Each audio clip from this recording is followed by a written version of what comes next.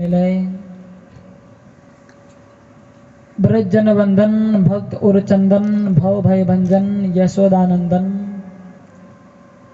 गोपति गोपीपति गोलोकपति गोकुलपति जगतपति अकारण करुणा वरुणालय भक्त वांसा कल्पतरु श्री कृष्ण भगवान के श्री चरणों में वंदन करता हुआ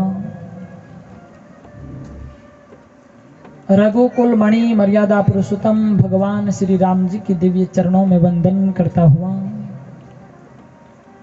रामदूत हनुमान जी महाराज के चरणों में वंदन करते हुए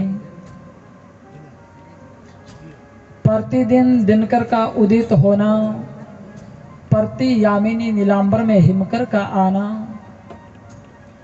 धरती की सुंदरता आकाश की विपुलता कलकल करती हुई नदियों में बहता पानी पर्वत की चोटियों से गिरते हुए झरने ये तमाम जिनकी कृपा से संचालित हो रहा है ऐसे आप सभी के हृदय में विराजित घटघटवासी अविनाशी अंतर्यामी आधिनाथ अनाधिनाथ दीनानाथ भोलेनाथ औढ़रदानी बर्फानी उमाकांत सदा शिव शंकर भगवान के श्री चरणों में वंदन करता हुआ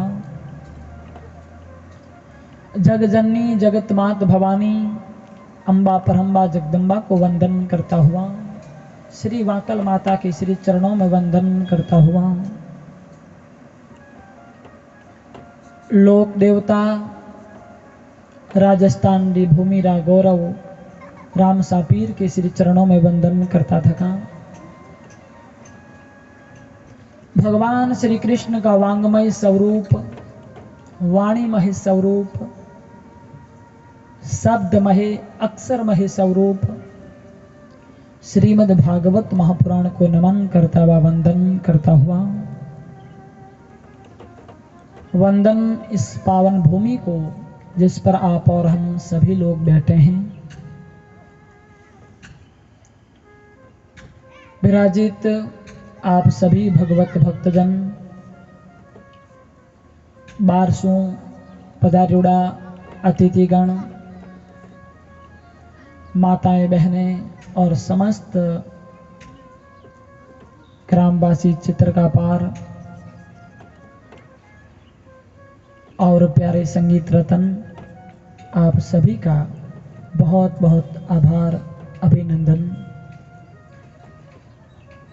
आइए आप और हम सभी लोग श्रीमद् भागवत महापुराण के चतुर्थ दिवस में प्रवेश करने जा रहे हैं। जिन प्रकार काले दिन में आप सभी लोग श्रीमद् भागवत महापुराण के प्रथम स्कंद द्वितीय स्कंद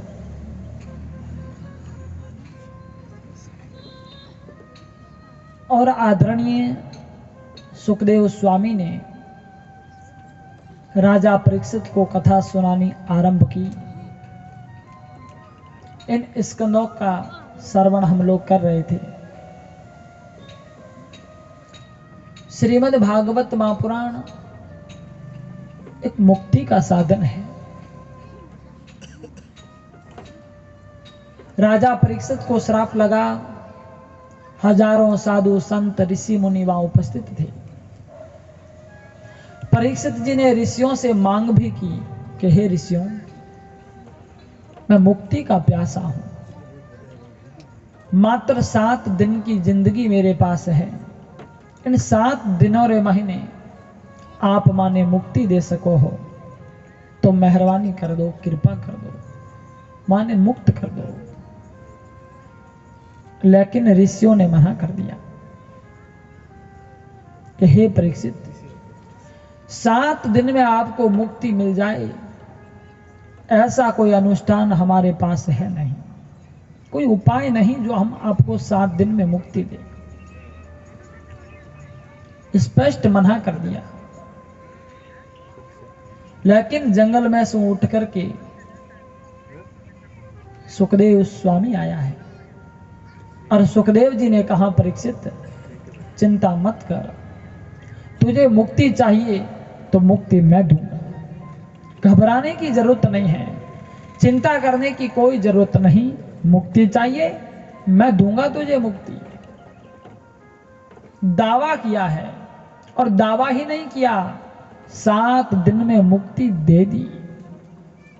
भागवत सुना करके सुखदेव जी ने 7 दिन में परीक्षित को मोक्ष दे दिया। तो भागवत तो साहब वो अनुष्ठान है, 7 दिन में मुक्त कर दे। इस कलयुग के अंदर अगर कोई मुक्ति प्रदान करने वाला सरल सर्वोत्तम अगर साधन है तो वो श्रीमद् भागवत महापुराण है।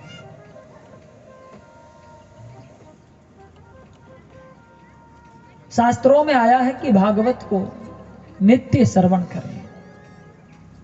भागवत कथा हमेशा श्रवण करने योग्य है, हमेशा सुने, डेली श्रवण करें, नित्य पाठ करें,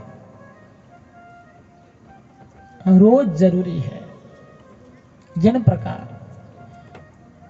अपने जीवन में श्वास डेली जरूरी है, 1 मिनट भी श्वास के बिना रह नहीं सकते, उसी प्रकार मुक्ति प्राप्त करनी है, मुक्ति की अगर प्यास है तो 1 मिनट भी भागवत के बिना रहा नहीं जा सकता।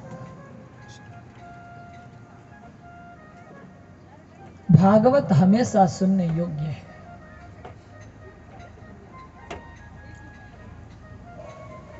भागवत डेली क्यों सुने, रोज क्यों जरूरी है? सुन ली भाई, हफ्ता में एक बार सुन ली, 7 दिन बैठ कर, तो रोज क्या सुनना है? या साल में 1 आध बार श्रवण कर ले। डेली क्यों जरूरी? डेली जरूरी है, क्यों? मैं बताता हूं आपको, बिल्कुल लौकिक उदाहरण के द्वारा आपने बताओ कि जिन प्रकार अपने घर की सफाई रोज जरूरी है, माता बहना बैठी है, घर में झाड़ू रोज लगावे है, घर में पोछो डेली लगावे है। डेली झाड़ू लगाने कट्ठे जरूरत है? एक दिन झाड़ू लगा दिया, एक दिन पोछा लगा दिया, तो फिर रोज क्यों जरूरी? लेकिन लगाना पड़ता है, क्यों?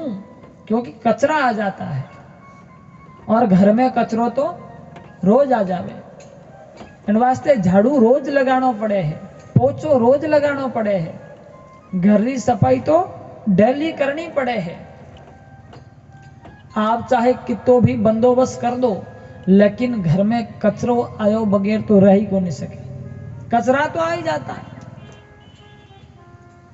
कितो भी ध्यान रखे, लेकिन तो भी कचरो तो आ ही जावे है। तो उन कचरा ने साफ करवा वास्ते डेली झाड़ू, डेली पोछा, सफाई रोज जरूरी। उन्हीं प्रकार अपाणो ओ मन रूपी भवन है, इन मन में भी रोज कचरो आ जाया करे है। डेली आ जाता है कचरा, तो मन से आ जाता है, विकारों से आ जाता है, इंद्रियों से आ जाता है। गंदी बातें सुनते हैं तो कचरा आ जाता है, गलत संगत करते हैं तो विचारों का कचरा आ जाता है, विचार गंदे हो जाते हैं, मन हमारा अपवित्र हो जाता है। तो इस अपवित्र मन रूपी भवन को पवित्र करने के लिए इसकी सफाई जरूरी है, और इसीलिए सत्संग रूपी झाड़ू उठाइए और कथा रूपी पोछा लगाइए और अपने मन को पावन और पवित्र बनाइए। इन वास्ते भगवान की कथा रोज जरूरी है, क्योंकि डेली भगवान की कथा सुनोला तो आपरो मन साफ रहेगा, आपका मन जगमग रहेगा, चमकता हुआ रहेगा, मन तंदुरुस्त रहेगा।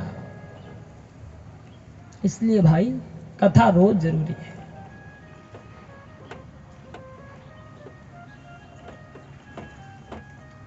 स्वामी विवेकानंद जी महाराज होया अपने देश में।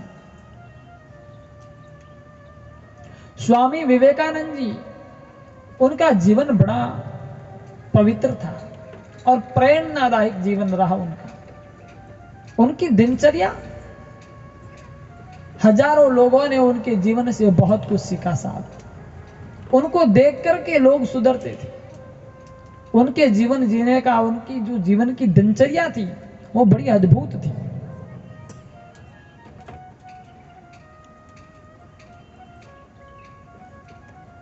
एक बार की बात है, विवेकानंद जी महाराज और विवेकानंद जी के पास में एक तांबे का लोटा था, कलश, तांबा रो। स्वामी जी सुबह उठते ही डेली उस लोटे को मांजते थे, तांबे के लोटे को डेली मांजते थे। कोई पूछो स्वामी जी ने कि महाराज आप इन लोटा ने डेली मांजो हो, डेली मांजने का ही जरूरत है, तांबा रो लोटो है, डेली मांजने की क्या जरूरत है, जबकि इसका आप इतना उपयोग भी नहीं करते हो, बस आपके पास रखते हो, कभी कभार इसका उपयोग लेते हो, तो डेली मांजने की क्या जरूरत है। ठीक है, 7 दिन में एक आध बार मांज दो। स्वामी जी ने कहा, प्यारे, इस लोटे को डेली मांजना जरूरी है। क्यों? क्योंकि तांबे का लोटा है, इस पे काट आ जाता है। तांबो हुए, पीतल हुए, इन माते काट लाग जाया करे, पड़ियो पड़ियो ही कालो पड़ जावे, मैलो हो जावे। आपने ध्यान ही है, बर्तन बीजा बढ़िया साफ कर मांजन रखो हो, लेकिन महीना भर बाद में देखो तो वहता जड़ा जड़ा, पांचा मांज नहीं पड़े, है कि नहीं? काम में नहीं लिया, उसका उपयोग ही नहीं किया, लेकिन फिर भी वो काले पड़ जाते हैं, मैल लग जाता है। तो स्वामी जी ने कहा कि ये ऐसे मैला हो जाता है, इसलिए इसको साफ करना होता है। उसने कहा ठीक है, मान गए, लेकिन 7 दिन में एक बार कर दो भाई, रोज मांजने की क्या जरूरत है।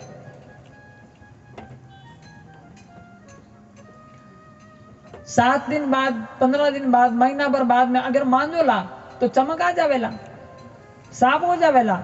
स्वामी जी ने कहा, हाँ आपकी बात तो सही है, मैं अगर इसको 15 दिन बाद मांजूंगा तो अभी ये साफ हो जाएगा, चमकेगा, लेकिन एक बात है, जितना डेली मांजने से चमकता है उतना 15 दिन बाद मांजने से चमकेगा नहीं। मैं डेली इसलिए मांजता हूं कि इनकी चमक यूं की यूं बनी रहे, इसलिए डेली मांजना पड़ता है। महीना भर बाद में, 2 महीना बाद में मांजे तो પછી बात चमक नहीं रहे। आप देखो, घना सा बाद में अगर कोई बर्तन पड़ियो है कट्ठी घर में एक खुणा में और बिना जो साल भर बाद में मांझ्यो हुए तो પછી बात चमक थोड़ी आवे, जड़ी नयारी चमक हो। इन वास्ते डेली मांजनो पड़े है। तुम्हारा कहने रो अर्थ वही है कि जिन प्रकार तांबे का, पीतल का बर्तन उसको रोज मांजने से उसकी जो चमक बनी रहती है, उसी प्रकार इस मन रूपी बर्तन को, मन रूपी पात्र को मांजने पर इसकी चमक आएगी। लेकिन मांजे किससे?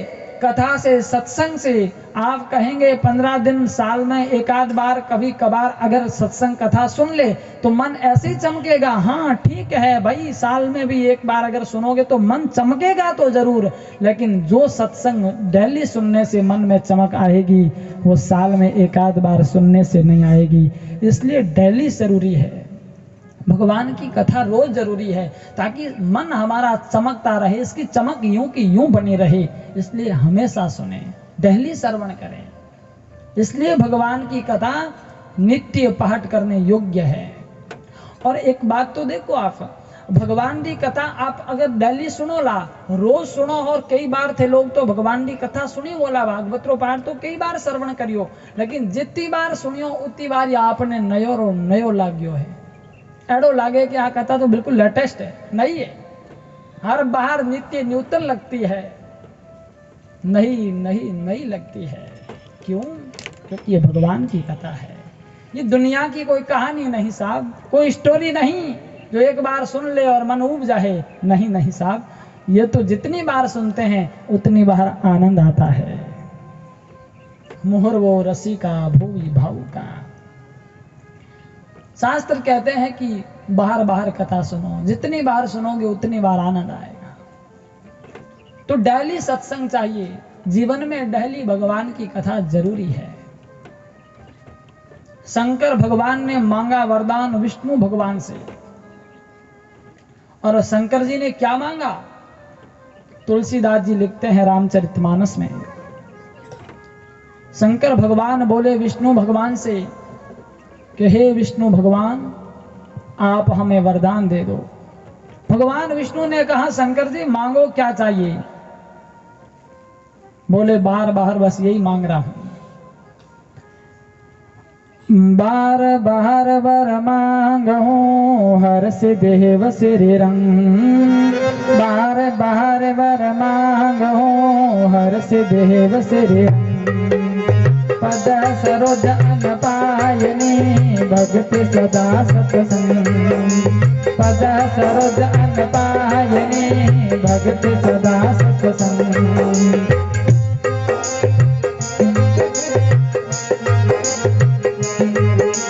बार बार वर मांगो हर से देव श्री रंग, ओ बार बार वर मांगो हर से देव श्री रंग, पद सरोज अन पायनी भक्ति सदा सत्संग, पद सरोज अन पायनी भक्ति सदा सत्संग, पद सरोज अन पायनी भक्ति सदा सत्संग, पद सरोज अन पावनी भगति सदा सत्संग, बार बार वर मांगो हर से देव श्री रंग, बार बार वर मांगो हर से देव श्री रंग, बार बार वर मांगो हर से देव श्री रंग, बार बार वर मांगो हर से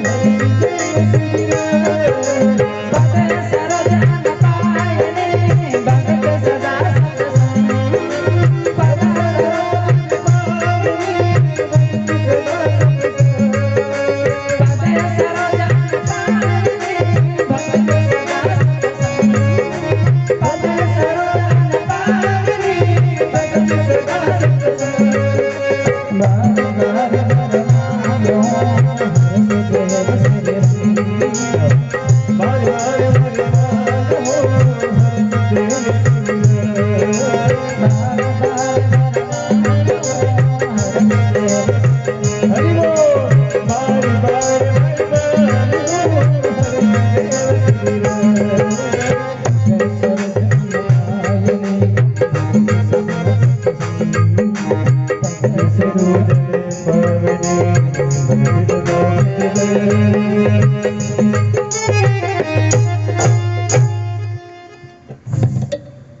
बहार बहार वर मांगहूं हर से देव श्री रंग, पद सरोज अन पायनी भक्ति सदा सत्संग।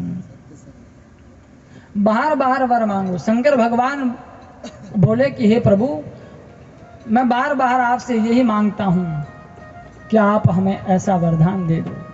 क्या? बोले भक्ति सदा सत्संग, आपकी भक्ति सत्संग मुझे हमेशा मिलती रहे।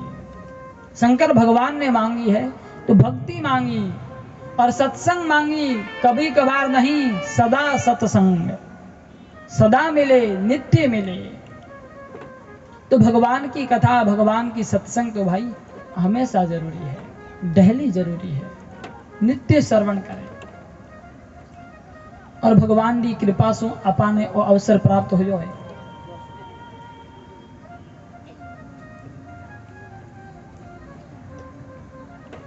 तो भगवान की मेहरबानी से अपाने और कथारो लाभ प्राप्त हो रही है। और काले आपा लोग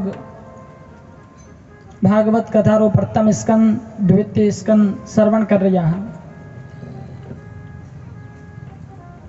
विदुर जी रे वठे भगवान पधारिया और विदुर जी रे घरों भगवान भोग लगायो। भगवान तो भाव का भूखा है, और मैंने कहा ना, जहाँ भाव है वहाँ भक्ति है। भक्ति भाव जहाँ होता है वहाँ भागवत आती है। और जहाँ भाव है वहाँ भगवान है, क्योंकि भगवान तो भाव के वशीभूत है। भगवान कहते हैं कि मुझे और क्या चाहिए, मुझे कोई पैसा नहीं चाहिए, मुझे प्रेम चाहिए।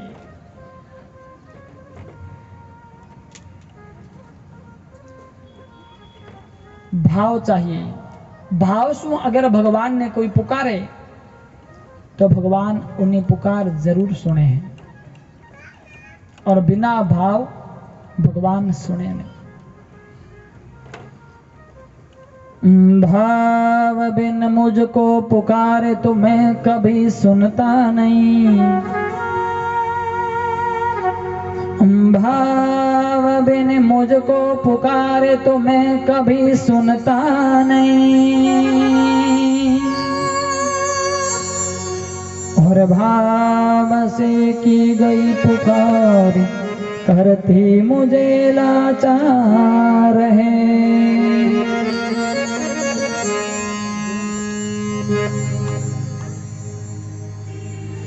भाव बिन मुझको सब कुछ दे लेकिन मैं कभी लेता नहीं, और भाव से एक पुष्प भी मुझे स्वीकार है।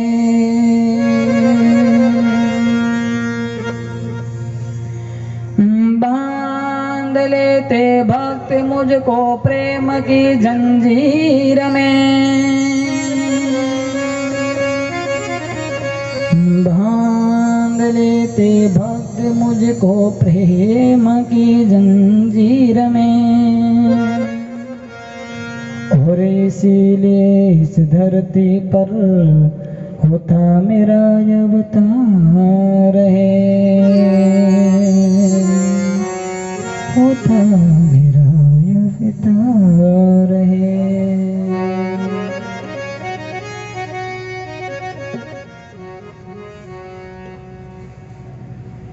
भगवान कहते हैं कि भाव बिन मुझको सब कुछ दे लेकिन मैं कभी लेता नहीं, और भाव से एक पुष्प भी मुझे स्वीकार है। भाव बिन मुझको कितना पुकारे लेकिन मैं कभी सुनता नहीं, और भाव से की गई एक पुकार भी करती मुझे लाचार है। बांध लेते भक्त मुझको प्रेम की जंजीर में, और इसीलिए इस धरती पर होता मेरा अवतार है। भक्तों के भाव के लिए भगवान का प्रागट्य होता है, तो उसी भाव के कारण भगवान विदुर जी के वहां आए, और विदुर जी के भाव का प्रभाव तो देखो, विदुर जी की भक्ति की शक्ति तो देखो कि साप दुशासन के महल में 56 भोग जो बने हुए थे उसका भगवान ने त्याग कर दिया, और विदुर जी के घर आकर के भगवान ने केले के छिलकों का भोग लगाया। भाव जहां प्रबल होता है वहां भगवान का प्रागट्य होता है, वहां भगवान आते हैं, परमात्मा पधारे। विदुर जी के भाव को स्वीकार किया। फिर भगवान तो द्वारिका चले गए, और एक समय आया विदुर जी ने भी उस समृद्धशाली घर का त्याग कर दिया। लिखा है भागवत में कि विदुर जी ने समृद्धशाली घर को छोड़ा है। समृद्धशाली भाई क्या संपत्ति थी व्यास जी के घर में? व्यास जी का घर कोई बंगला तो था नहीं, एक झोंपड़ी थी। उनके घर में कोई फर्नीचर वगैरह नहीं लगा हुआ था, कोई मोटर गाड़ी नहीं थी, कोई धन संपत्ति विदुर जी के घर नहीं थी। वो तो बस डेली ऐसी गुजारा चलता भगवान की कृपा से। लेकिन फिर भी लिखा है कि समृद्धशाली घर का त्याग किया। क्या संपन्नता थी विदुर जी के घर में? बोले साहब जिस आंगन में भगवान आए हो उससे बढ़कर के और संपन्नता क्या हो सकती है। जिस घर के आंगन में भगवान के पांव पड़े हो उससे बढ़कर के संपत्ति और क्या हो सकती है। और इसीलिए समृद्धशाली घर बताया विदुर जी का घर, और विदुर जी ने उस घर का त्याग किया। अच्छा, जिस घर के आंगन में भगवान आए हो तो वो तो साहब साक्षात देवभूमि है, जहां भगवान आए, लेकिन फिर भी उस भूमि का त्याग किया। क्यों? क्योंकि विदुर जी को भगवान के दर्शन तो हो गए थे, पर भगवान की कथा उनको नहीं मिली, भगवान की सत्संग उनको नहीं मिली। और विदुर जी इसी सत्संग को पाने के लिए घर का त्याग करते हैं। बोले घर को छोड़ करके कहीं जाऊंगा साधु संत ऋषियों के वहां, तो मुझे कोई भगवान की कथा सुनाएंगे। भगवान की कथा की प्यास थी विदुर जी के मन में। बोले कोई ऐसा मिल जाए जो भगवत कथा कहे, जाऊंगा कहीं न कहीं मुझे भगवान के गुणगान सुनने को मिलेंगे। वो द्वारकाधीश, उनके दर्शन तो बार बार कहाँ पड़े, लेकिन उनकी कथा तो कोई सुनाएगा, कोई गुणगान तो कहेगा, कोई सत्संग की चर्चा करेगा, तो इतने में मेरा कल्याण है। मुझे बड़ा आनंद आएगा, मन को शांति मिलेगी, तृप्ति होगी। मन में कथा की बड़ी प्यास है। निकल पड़े घर को छोड़ करके। इसका मतलब यह है कि भगवान के दर्शन से भी ज्यादा भगवान की कथा का महत्व है। समझ में आया? भगवान के दर्शन से भी ज्यादा महत्व भगवान की कथा रो है। और अगर भगवान के दर्शन से ज्यादा भगवान की कथा का महत्व न होता तो विदुर जी उस घर का त्याग नहीं करते। और दूसरी बात, राजा परीक्षित को भागवत कथा सुनने की जरूरत नहीं पड़ती। कहां जरूरत थी साहब? परीक्षित ने तो मां के गर्भ में ही भगवान के दर्शन कर लिए थे। दर्शन तो उनको मां के गर्भ में ही हो गए थे।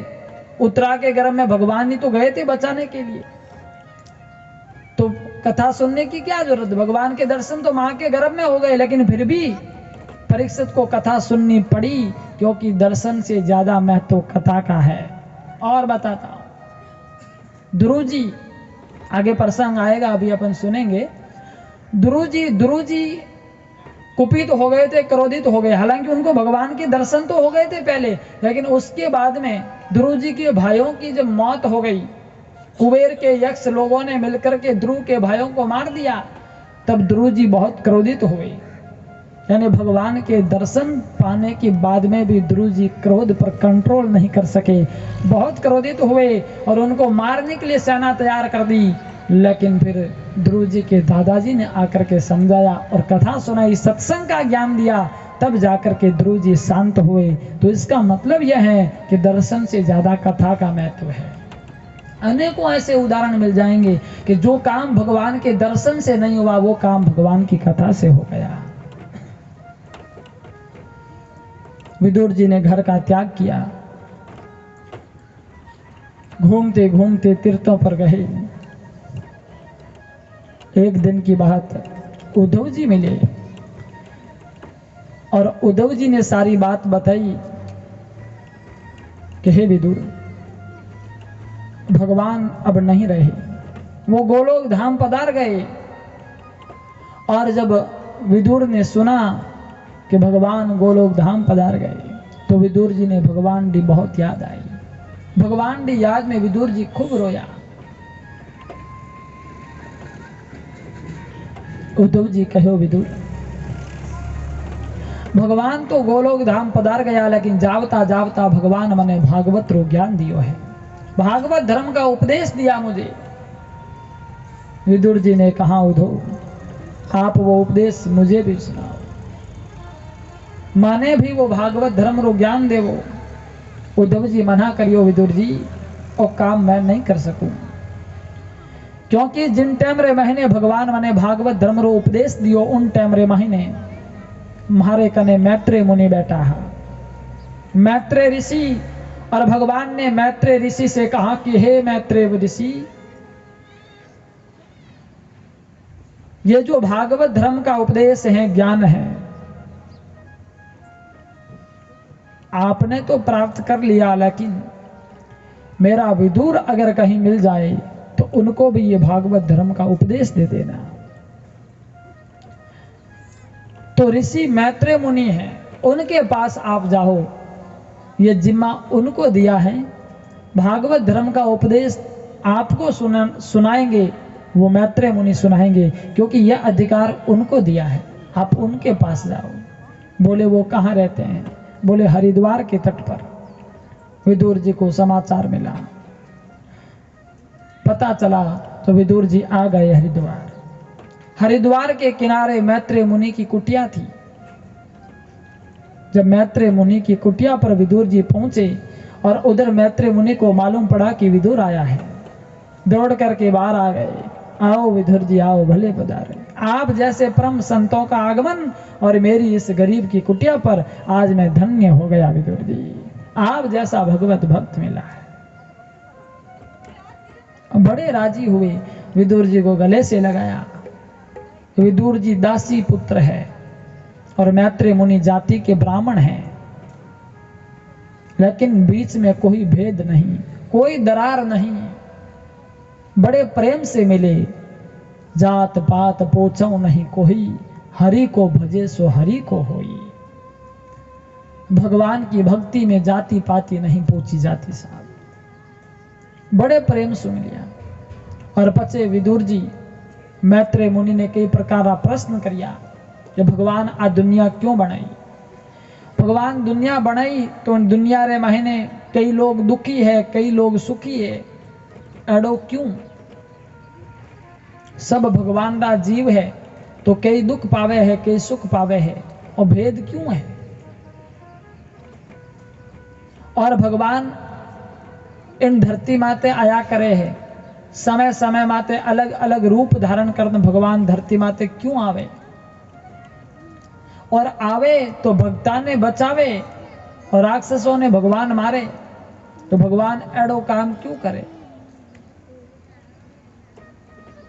बहुत सारा प्रश्न किया। मैत्रेय मुनि ने कहा विदुर जी आपके प्रश्न वाजिब है, उत्तम क्वालिटी के प्रश्न किए हैं आपने।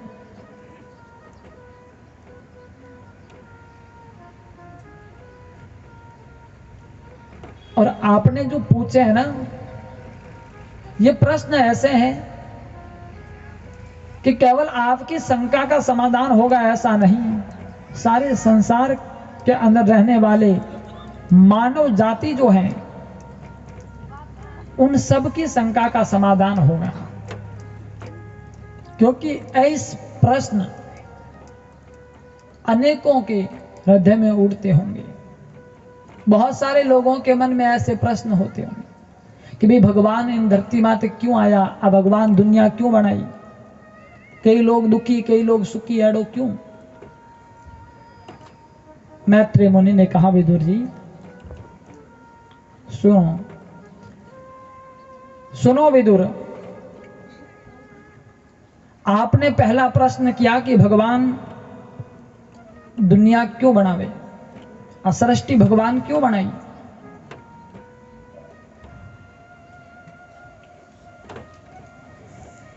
सृष्टि तो विदुर जी भगवान की एक क्रीड़ा स्थली है और सारो संसार है और भगवान रो एक खेल मैदान है। भगवान रे मन में आयो कि मैं कोई क्रीड़ा करूं, कोई खेल खेलूं, तो उन्होंने खेल खेल में सृष्टि की रचना कर दी। जैसे एक मां अपने छोटे से बालक को, जो बालक नींद में सो रहा है और सोते हुए बालक को मां उठाती है, छोटो बच्चो सो रही हो नींद में लेकिन मां उन्हें उठावे, तो छोरो रोवे लेकिन तो भी मां उन्हें उठावे और उठाने उन्हें अपनी गोद में लेने रमाड़े। कोई पूछ ले कि टाबर तो सो रही है तो इन्हें क्यों उठावे, तो मां कहे कि टाबर तो अब्बा उन्हें बहुत टाइम पहले सो रही है, काफी टाइम हो गयो इन्हें सुता में, लेकिन मैं जो को काम धंधो करना हमेशा फ्री हुई हूँ, घरों काम भी जो निबड़ गयो है, तो अब मन में आयो कि छोरो हो तो है उठाए दू थोड़ी देर सोरा रात खेलू, खिलौना बीजा भी लायोड़ा है इन्हें, और माँ उन्हें खिलौना देवे और छोरा रात खेले। बोले बस ऐसे मन में आ गया तो खेल लेते। और होता है माताएं छोटे बच्चे को ऐसे ही खिलाती है, फिर ही बैठी होती है ना दिन में, तब उसको कुछ देती है, खिलौना देती है, कुछ उसको खिलाती है और बच्चे के साथ में क्रीड़ा करती है, उसी में उनको आनंद है। उसी प्रकार सारे संसार की मां है वो भगवान है। भगवान रूपी मां इस सारे संसार को जगाती है, उठाती है सारे संसार को, तो सृष्टि के रूप में प्रकट होता है।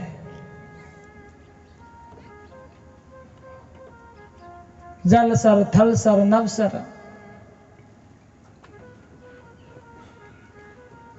इस प्रकार सृष्टि की रचना करते हैं। तो भगवान नारायण परम शक्ति, उसके मन में आया कि वो क्रीड़ा करूं मैं, तो सृष्टि की रचना हुई। हालांकि सृष्टि सर्जन का जो प्रसंग है वो बड़ा ही रोचक है। भागवत के तीसरे स्कंद में आया है। तीसरा स्कंद है वो सर्ग लीला है और बड़ा ही अद्भुत रोचक प्रसंग है। जका लोग भागवत पढ़े हैं, नित्य कोई पाठ करे है, बाने पत्तो वेला की सृष्टि सर्जन रो जो को प्रसंग है वो कितो अद्भुत है और मोटो भी काफी है। पूर्व वर्णन अगर आपा करने बैठा तो समय नहीं अपने के, बहुत लंबा चौड़ा प्रसंग है। बहुत सारी 9 प्रकार की सृष्टि, जलसर है, नभसर है, थलसर है, इसमें फिर जरायुज है, अंडायुज है, स्थावर है, जंगम है, उद्विज है, अलग अलग प्रकार सृष्टि की रचना भगवान ने की। तो परम शक्ति नारायण के रूप में प्रकट हुई, यानी वो तत्व, वो परम तत्व, उसके मन में ऐसा आया कि मैं एक से अनेक हो जाऊं और फिर क्रीड़ा करूं, खेल खेलूं। तो जल पर आसन लगाया। जल को संस्कृत में कहते हैं नार, और आसन लगाया यानी रहने की जगह बनाई, घर बनाया, तो घर को कहते हैं अयन। नार प्लस अयन, वो हो गए नारायण। नारायण की नाभि से कमल का फूल निकला और 4 मुख वाले ब्रह्मा जी प्रकट हुए। ब्रह्मा जी प्रकट तो हो गए, लेकिन ब्रह्मा जी को खुद को पता नहीं कि मैं आया कहां से। फिर 2 अक्षर सुनाई दिए, त और प, यानी तपस्या करो। तो ब्रह्मा जी ने तपस्या की, भगवान नारायण प्रकट हुए। तो भगवान ने कहा, ब्रह्मा जी मैंने आपको बनाया है, आप दुनिया के विधाता हैं, सारे सृष्टि के सर्जन का जो भार है वो आपको सौंप रहा हूं, सृष्टि का सर्जन करो। ब्रह्मा जी ने कहा, मैं कौन हूं, कैसे क्या और कैसे सृष्टि की रचना करूं, मुझे तो कोई गणित ही मालूम नहीं। तो भगवान नारायण ने उपदेश दिया, जिसमें चतुर्श्लोकी भागवत भी है। 4 श्लोक में बहुत कुछ कह दिया। और वही चतुर्श्लोकी भागवत ब्रह्मा जी ने नारायण भगवान से सुनी, और फिर ब्रह्मा जी ने अपने पुत्र नारद जी को सुनाई, और नारद जी ने वेदव्यास जी को सुनाई, और व्यास जी ने इसका विस्तार किया। 18,000 श्लोक बनाए, 335 अध्याय, 12 स्कंद, भारी भरकम भागवत तैयार हुआ, जो हम सब के बीच है। तो भागवत भी भगवान नारायण के मुख से निकली हुई वाणी है। भागवत का अर्थ होता है भगवान से जिसका डायरेक्ट संबंध हो, उसको कहते हैं भागवत। जैसे भगवान के भक्त होते हैं ना, उनको भी भागवत कहते हैं, क्योंकि उसका संबंध भगवान से है। तो जिसका डायरेक्ट संबंध भगवान से है उसका अर्थ है भागवत। तो भागवत यानी भगवान की ही वाणी है, भगवान की वाणी को भागवत कहते हैं। तो नारायण की वाणी है जी, और फिर उसका विस्तार किया है व्यास जी ने। बाकी मूल तो भगवान नारायण की वाणी है। तो ब्रह्मा जी का प्रागट्य हुआ और ब्रह्मा जी को सृष्टि का भार सौंपा। ब्रह्मा जी ने सृष्टि का सर्जन आरंभ किया, अपने अंगों से अनेक पुत्रों का प्रागट्य किया। सबसे पहले मनु और शत्रुपा को बनाया, और मनु शत्रुपा से ही मानव सृष्टि आगे बढ़ी।